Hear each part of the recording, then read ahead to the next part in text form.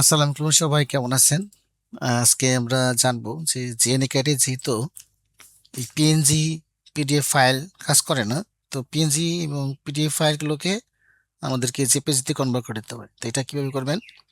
তো গুগলে যাবেন, গুগল থেকে লিখবেন পিএনজি টু জেপিজি। এটা লিখে সার্চ দিলে এখানে চলে আসবে PNG two JPG convert online. এটা এখানে ক্লিক করবেন। ক্লিক করার পরে এখানে লিখবেন সিলেক্ট ফাইল। তো সিলেক্ট ফাইল থেকে আমি এখানে যে ফোল্ডারটা আছে ওই ফোল্ডারে এখানে আমরা চলে যাব। আপনারা ভিডিওটি পুরোটাই দেখবেন, না দেখলে বুঝবেন না, কারণ এগুলো একদম প্রিমিয়াম টিউটোরিয়াল আমি আপনাদেরকে ইউটিউবে শেয়ারিং করি। এই যে এসে একটা এটা পিএনজিতে আছে, এটা আমরা সিলেক্ট করলাম। সিলেক্ট করার পরে এখন আমরা এই কনভার্টে প্রেস করব। তো কনভার্টে প্রেস করলে দেখবেন যে এখানে প্রসেসিং নামে একটা অপশন এখানে চলে আসতেছে, অর্থাৎ এটা প্রসেস চলতেছে, আমাদের কিছুক্ষণ ওয়েট করতে হবে।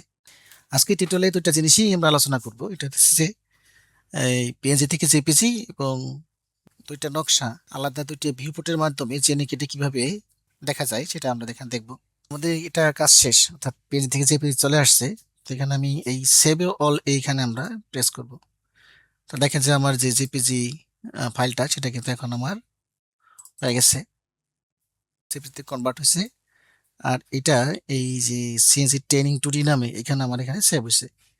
আচ্ছা, তাহলে এখন আমরা আমার যে জেএনএ ক্যাডের যে আমার পিসি ভার্সনটা আছে এটা এখানে আমরা চলে যাব ব্লুস্ট্যাক থেকে। তারপর এখানে আমরা হোমে যাব। হোম থেকে যে ফাইল আছে এই ফাইল থেকে আমরা মিডিয়াতে চলে যাব। আমার এই যে এসিপিএন যেটা আছে এটা এখন আমার প্রয়োজন নাই, ঠিক আছে? তো এটা আমি ডিলিট করে দিলাম। এখন ইনপুট ফ্রম উইন্ডোজ থেকে ওই যেখানে আমার ফোল্ডারটা ছিল ওইখান থেকে আমি যে আমার এসএসজেপি যেটা ফাইল ছিল ওইটা ম্যাপটা এখানে নিয়ে আসলাম। তাহলে এখানে আমার দুইটা এখন জেপিজি চলে আসছে, তাই না? তো এইভাবে আপনারা ম্যাপগুলোকে যদি পিএনজি অথবা পিডিএফ থাকে তো ওইভাবেই গুগলে সার্চ দিয়ে এটাকে জেপিজিতে নিয়ে নিতে পারবেন। তো এখন আমি হোমে যাব, হোম থেকে আমি যাবো জিএন এখানে। তো এখন আমরা ম্যাপগুলোকে এখানে ইনসার্ট করবো। ইনসার্ট করার জন্য এই যে আমাদের আপলোড বাটন আছে, তো এই আপলোড বাটনে ক্লিক করবেন। তো ক্লিক করার আগে আমি যে গ্রিড লাইনগুলো আছে এই গ্রিড লাইনগুলোকে একটু বড় করে নেবেন। তো বড় করলে কি হবে, ম্যাপগুলো আপলোড হতেছে কিনা এটা বুঝতে পারবেন। আবার এই যে গ্রিড লাইনে যে সোজা লাইনগুলো আছে এখানে আমরা ক্লিক করলে ম্যাপটাকে সোজাভাবে ইনসার্ট করতে পারবো। তো এখন আমরা আপলোড বাটনে চলে যাব, ইমেজে যাব, ইমেজ থেকে এই যে আমি প্রথমে এসএ নকশাটাকে এখানে ইনসার্ট করব। এসএ নকশা ইনসার্ট করার পর আমরা এখানে একটা ক্লিক করব এবং এখানে একটা ক্লিক করব। দেখেন এই যে চারিদিকে যে বর্ডার চলে আসতেছে এবং ইমেজটা এখানে আপলোড হচ্ছে। তো আমরা একই সাথে আরেকটা ইমেজ এখানে আমরা আপলোড করব। এটা এখানে আমরা আপলোড করব এইদিকে, এই বরাবর একটু দূরে নিয়ে যাই, কারণ এটা তো আরো বড় করতে হবে আমাদেরকে। আচ্ছা, আমরা তাহলে এই দিকে আপলোড করি, এইদিকে আপলোড করি। তো আমরা আবার আপলোড বাটন চলে যাব, আবার যাব ইমেজে, ইমেজ থেকে এবার যাব আরএসটাকে। আরএসটাকে ধরার পরে আমরা এখানে একটা সিলেকশন পয়েন্ট দেব, এইবার এখানে একটা সিলেকশন পয়েন্ট দেব। দেখেন এটাও কিন্তু এখন আমার আপলোড হচ্ছে। এই যে এটা আমি আগে আপলোড করছিলাম, যার কারণে এটা আর লোড নাই।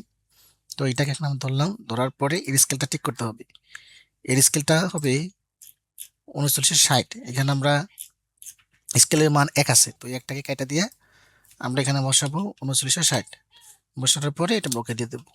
দেখবেন যে আমাদের আরএস নকশাটা এখন ফিট হয়ে গেছে। এটা আপনাদের দেখানোর আগে আমি একবার ট্রাই করছিলাম, যার কারণে এটা লোড নাই অটোমেটিক এখানে আপলোড হয়ে গেছে। আমরা যেটা লোড করতেছি সেটা এখন হচ্ছে, এই যে এটাও আমাদের এখন লোড হয়ে গেছে। তো এটা আবার সিলেক্ট করলাম, সিলেক্ট করার পরে প্রপার্টিসে চলে যাব।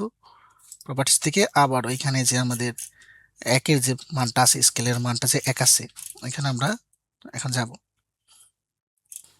এই স্কেল আছে, তো স্কেলের জায়গায় এখানে লিখবো 1960 লিখে আমরা ওকে দিয়ে দেবো। ওকে দেওয়ার পর আমাদের যে নকশাটা আছে সেটা কিন্তু এখন সেট আপ হয়ে গেছে। তো দুইটা নকশায় আমার এখন যে নেগেটের ভিতরে আছে। তো এটা আমরা ভিউ পোর্ট দিয়ে আমরা তুলনামূলকভাবে এই দাগ নম্বরগুলোকে বিশ্লেষণ করার চেষ্টা করব। এটা আমরা একটু মুভ করে নিই, মুভ করে নিয়ে একটু এইদিকে এনে দিই। এটা মুভ হয়ে গেছে। তো এখন আমরা যে কাজটা করব, এই যে ভিউতে যাব, সেটআপ থেকে আমরা যাব ভিউতে। এই ভিউতে থেকে আমরা যাব যে নিউ ভিউ পোর্টস নামে একটা অপশন আছে, এখানে ক্লিক করব। ক্লিক করার পর টু ভার্টিক্যাল, টু ভার্টিক্যালে আমরা সিলেকশন করব। দেখেন যে আমার দুইটা ভিউ পোর্ট এখানে হয়ে গেছে।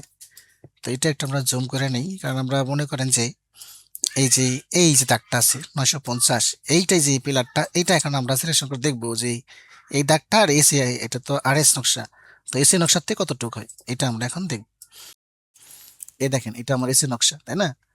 তো দেখেন যে দুইটা নকশাতে আমরা দেখতে পাইতেছি যেটা হচ্ছে 950, আর আর এটা হচ্ছে 560। এখানে দেখেন যে আমার কিন্তু এখানে আছে হলো 507, আর এই দাগটা হতেছে 950, অর্থাৎ আমার এসিতে যে এই দাগটার নাম হতেছে 507 হবে, এবং আর এসি দাগটা হয়ে যাবে 950।